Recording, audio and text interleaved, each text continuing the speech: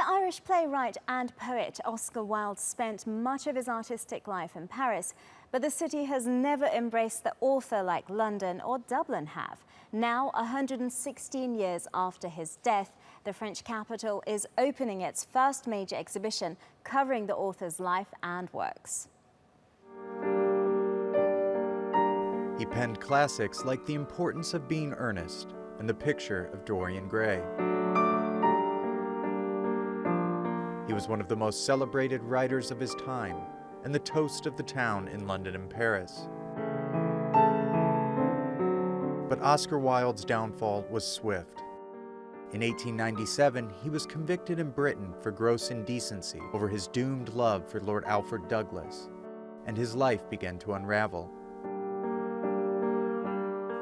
He fled to France, but his trademark Irish wit never abandoned him. As he lay dying of meningitis in a dingy Parisian hotel, he described the situation to a friend. "This wallpaper and I are fighting a duel to the death," he said. "One of us has got to go." In November of 1900, the wallpaper won. Paris went on to largely ignore the writer, until now. It's paying tribute to him with an exhibit at the Petit Palais, celebrating his life and works. He came to Paris often. He came here on his honeymoon in 1884. He met all the writers who mattered here, and he died in Paris, undone and in misery. And he's buried here, where his tomb sees many pilgrims. So it seemed to us that Paris should pay him homage, and that's why we've organized this exposition.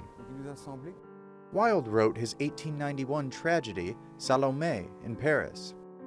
But the city was the setting for his own tragedy over the last 2 years of his life. He spent it begging for money off old friends and drinking and smoking in his old haunts.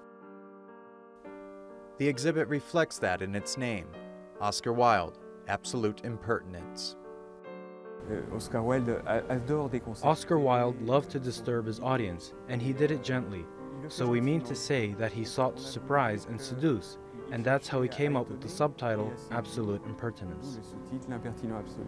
Wilde was impertinent even in death. He left a substantial hotel bill that took friends 2 years to pay off. But it seems Paris is finally willing to forgive him.